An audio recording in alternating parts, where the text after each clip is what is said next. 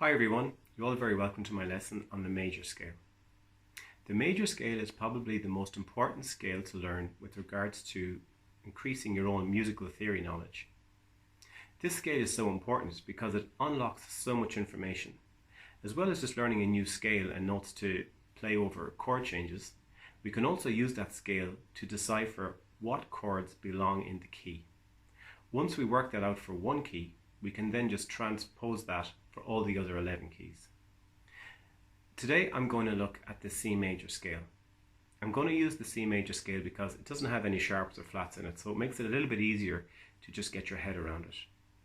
I'm going to show you the scale today in 3 different positions: the open position, a fretted position, and the scale just over one string.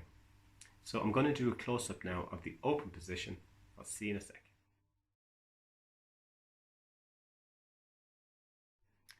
Here is the C major scale in the open position.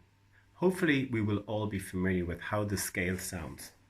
Do, re, mi, fa, sol, la, ti, do. In the open position, you should finger the scale like this. The 3rd fret of the 5th string with your 3rd finger. Then we've got 3 notes on the D string. The open string, then the 2nd fret, then the 3rd fret.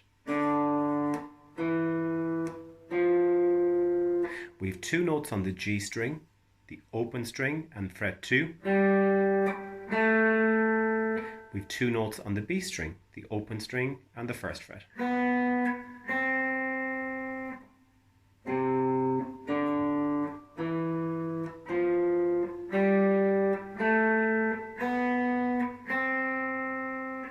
You should learn this scale ascending and descending.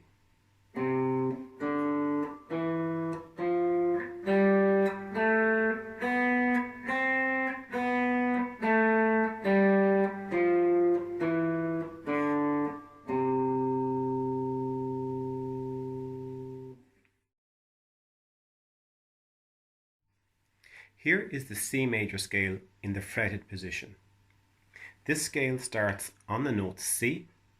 C can be found on the 8th fret of the low E string. E, F, F sharp, G, G sharp, A sharp, B, C.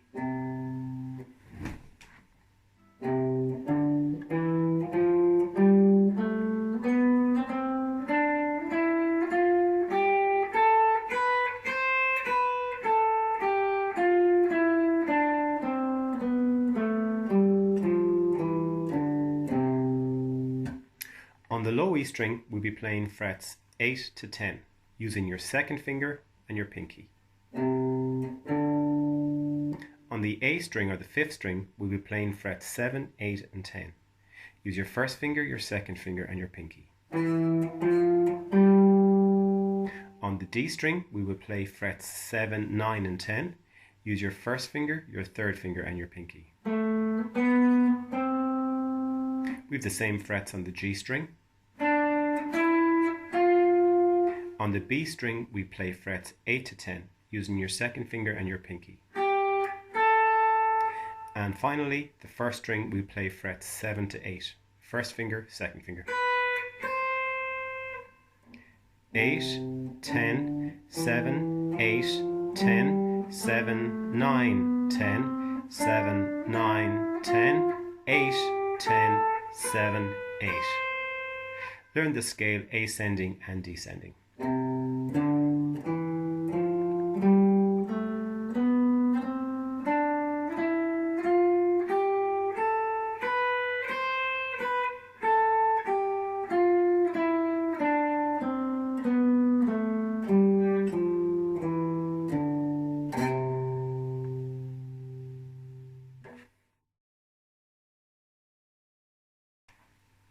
Finally, we're going to learn this scale all over one string. We'll use the A string because that will start on the note C.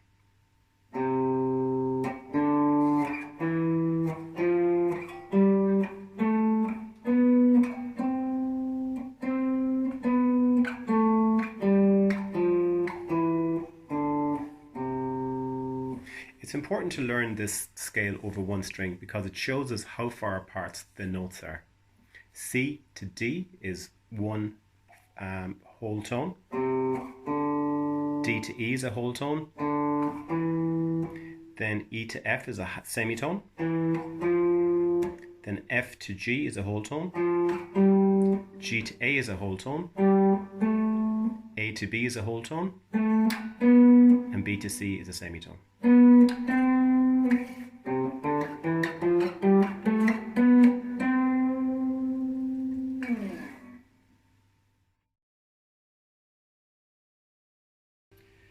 Looking again at the C major scale in the open position,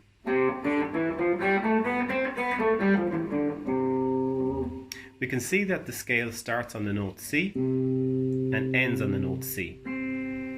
These two notes are 1 octave apart. An octave is the biggest space you can have between two notes before everything starts repeating again, because there is only 12 notes. So this is a 1 octave scale. There are 6 notes in between those two. Each note of the C major scale also represents a chord within that key. So we have C, D, E, F, G, A, B, C. They are all of the chords within that key. There is only 7 chords in the key. If I was to play all of those chords across the fretboard,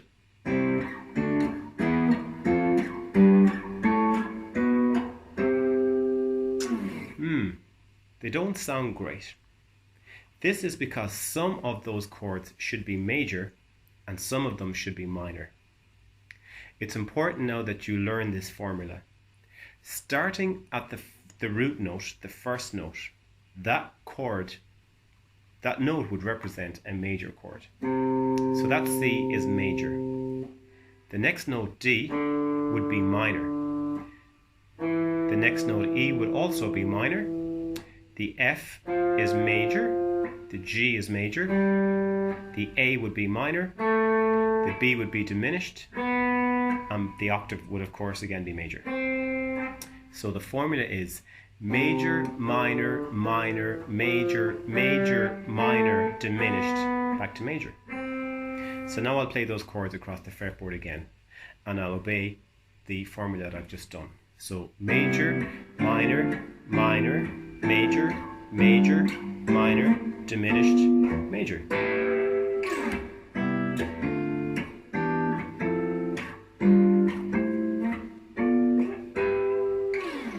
So now you can see how all of the notes sound so much better together when we put them in the right voicing as a chord. So if we wanted to write, for example, a happy song, we would use the major chords from the key of C.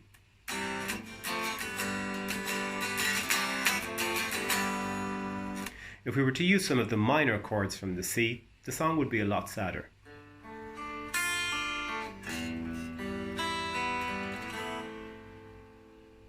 So this is how we get so many different types of songs just from the one key.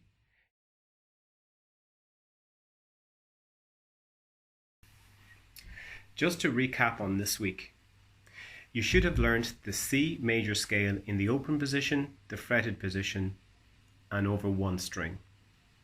You should learn the formula for working out what chords belong in the key. Major, minor, minor, major, major, minor, diminished.